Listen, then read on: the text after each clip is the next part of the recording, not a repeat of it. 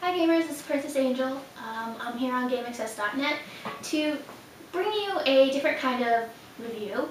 I'm going to be reviewing art books. Now, art books are made up of concept art or CGI art for games that we play, on our video game console. So games like Halo or Left 4 Dead or, even Duke Nukem have some sort of concept that, the developers and the producers and everybody and the concept artists were, making in the process of making the game.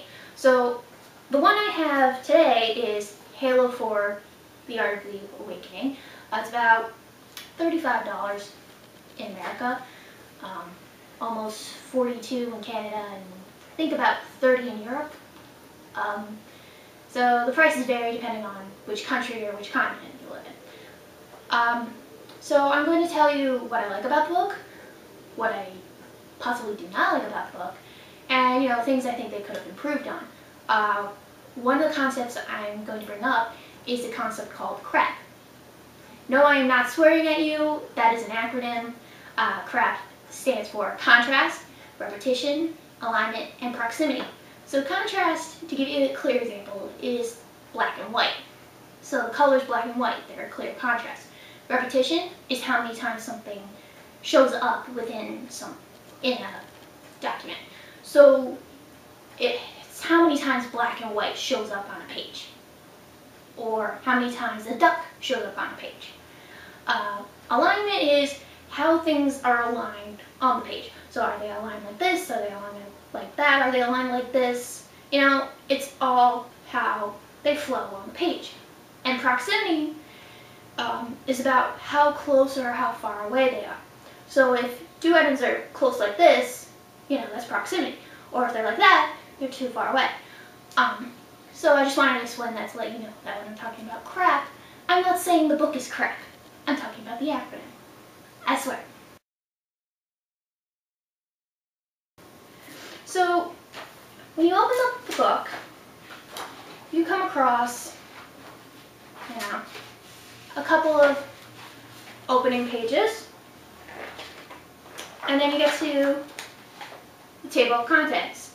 What I like about the table of contents is it bolds the main chapters or sections of the book, and then it keeps the subsections in a very light sort of typeface. That's very good considering contrast, because then it draws your eyes to the main sections and not to just like a big jumbled mess of bold font. Because if this was all bold, your eye would have no idea where to go. Where here, with even more contrast with the contents in a blue, your eye goes straight to content or contents table, and then you go to the introduction, and then the foreword, and then the next sections of the book. If they didn't do it like this, like I said, your eye would have nowhere to go, and you would be like, where's the introduction? Where's the page? As an interesting side note, they even bold the bolded areas numbers. So for environments, they bold page 1. Where for the subsections, they don't bold the numbers, which is an interesting way to do it. I mean, I haven't seen that done with any table of contents I've seen recently, but it doesn't take away from the main table of contents, so it's a creative decision. Another thing I noticed in the book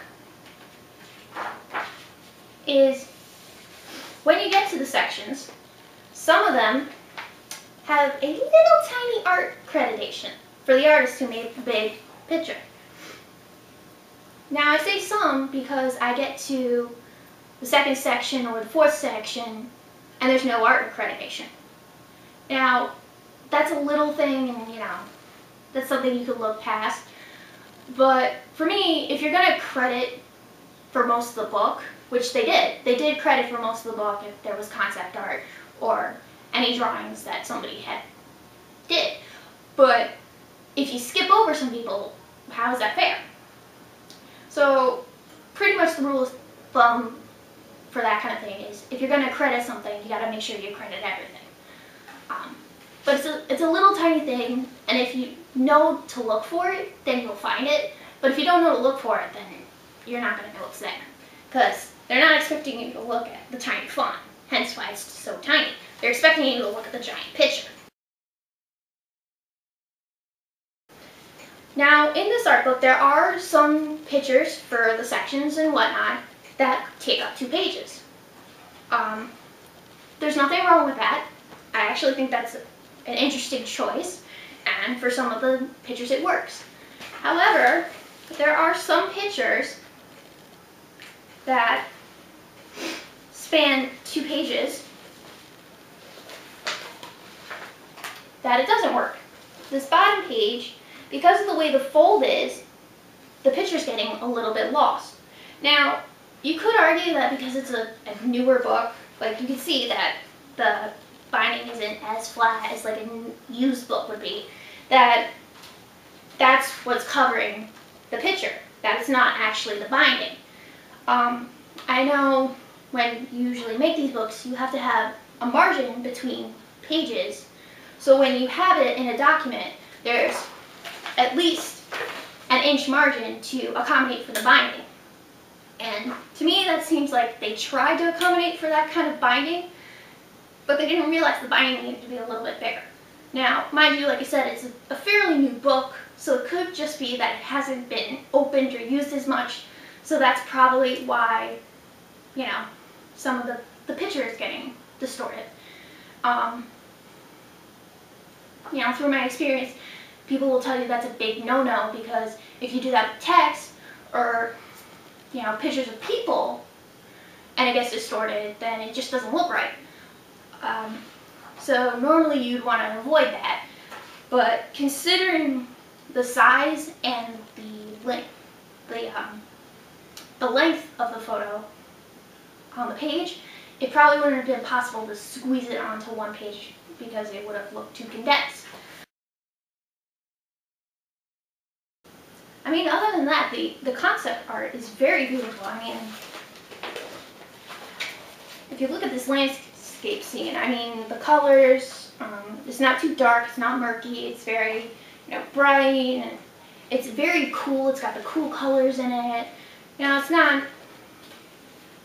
not like, just like, I'm gonna scribble on a piece of paper. It's very thought out, it's very detailed, which is good when you're, you know, designing a game, because you need something, because you have nothing at that point. You need something to help you figure out what kind of game look you want to go for. And sometimes real life inspiration works, but other times you need to actually draw out what you're thinking, because it may not actually exist in real life.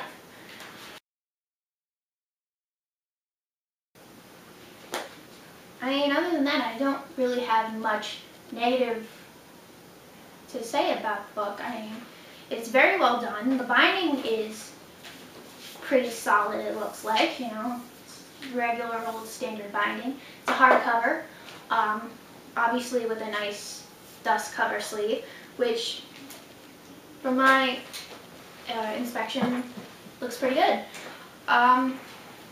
So if you guys are really into the art books or like art in general, then, you know, pick up one of these art books, especially if it's a game that you really enjoy, and if it's Halo, you know, try and pick it up. I mean, it looks like a really good art book, and